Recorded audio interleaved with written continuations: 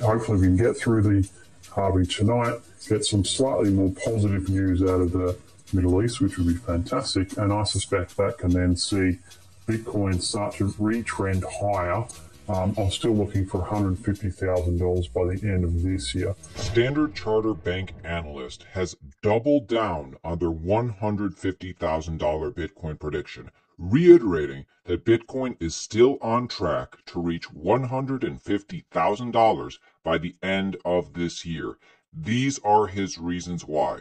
I'm going to reiterate what you just said. With Bitcoin trading below 65,000, your year-end forecast 150,000 per coin for Bitcoin and 200,000 by the end of 2025.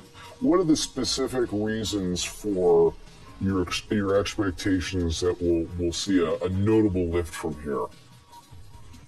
So part of it is those ETF inflows. As I mentioned, they've stalled for now, but I anticipate going from the start of this year to when the ETF market in the US is mature, we'll get between 50 and $100 billion of inflow. So far we've had 12 billion, as I mentioned earlier. Now, I suspect that can now happen over about an 18 month to 24 month period. When that happened for gold, when we went in the US from no spot ETF market in 2004 to that market gradually maturing, the price of gold multiplied by 4.3 times. So that could get us to that 150 to 200,000 range as sort of input number one. Input number two is over time when you have enough investors, i.e. investors are fully sated in terms of their Bitcoin exposure, which hasn't been the case before the ETFs, but over time, if we get those ETF flows in, that should be where we end up. In terms of a portfolio between Bitcoin and gold, you should get to about 80% gold, 20% Bitcoin. And for that, even if gold prices were to go sideways again, that gets you to that $150,000 to $200,000 mark in terms of Bitcoin. So there's a few factors that are all driving to roughly the same level.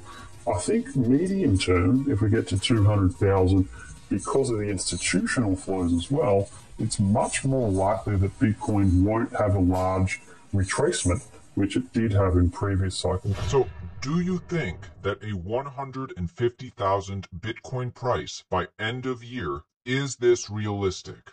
Some people would argue that since everybody is thinking this, it won't happen. But if nobody thinks this is going to happen, maybe it is more likely.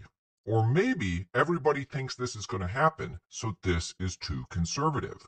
Anthony Scaramucci gives his updated investment thesis on Bitcoin.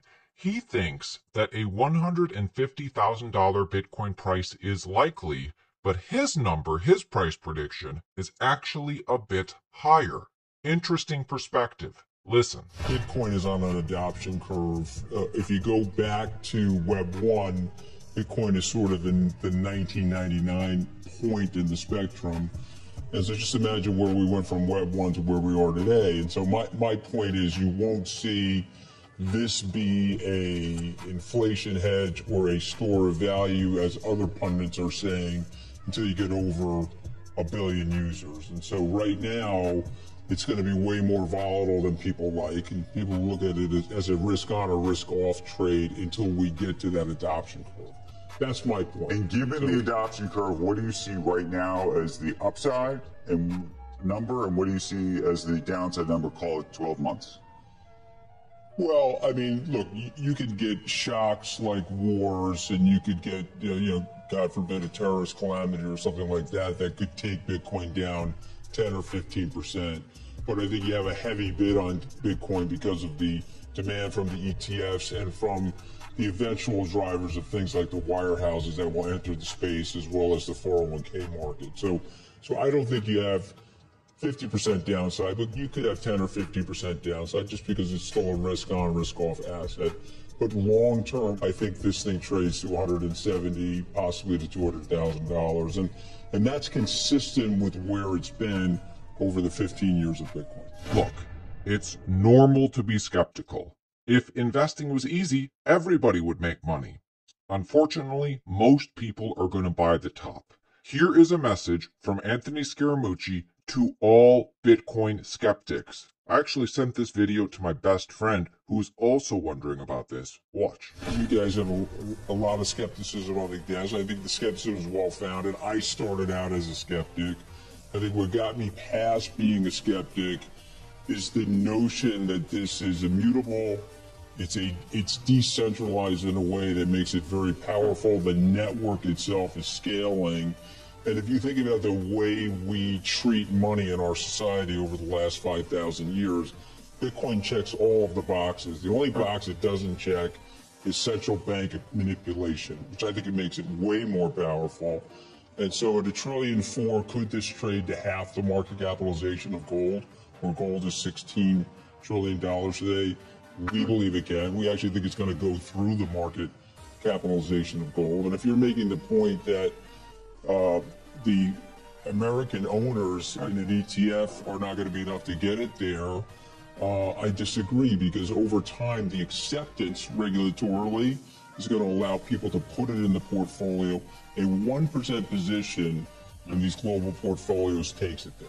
So everybody is talking about post-Bitcoin halving predictions now. And I think CNBC's longtime Bitcoin expert Brian Kelly here perfectly lays out the Bitcoin investment thesis for the rest of this year. This is exactly what will send Bitcoin to $150,000.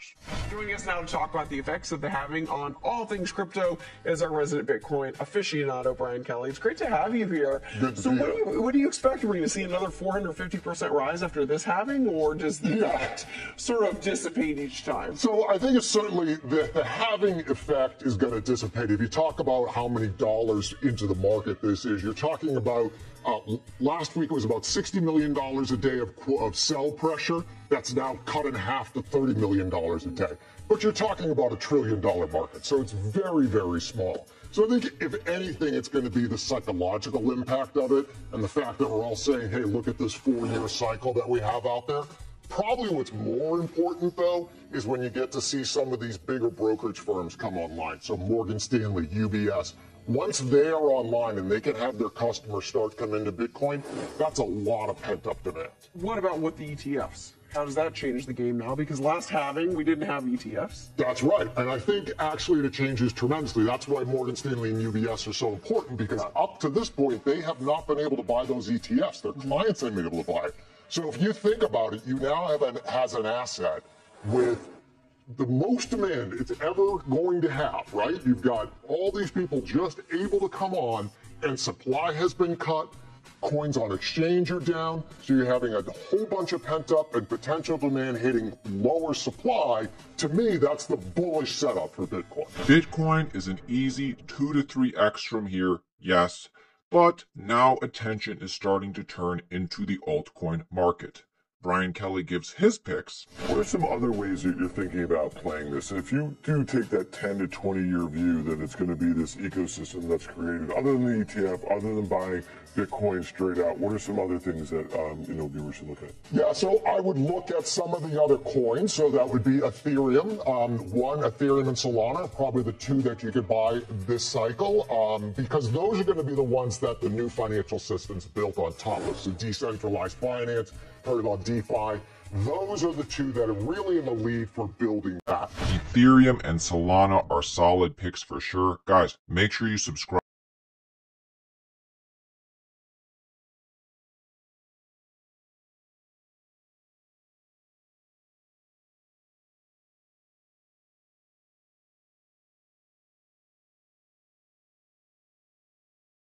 You subscribe.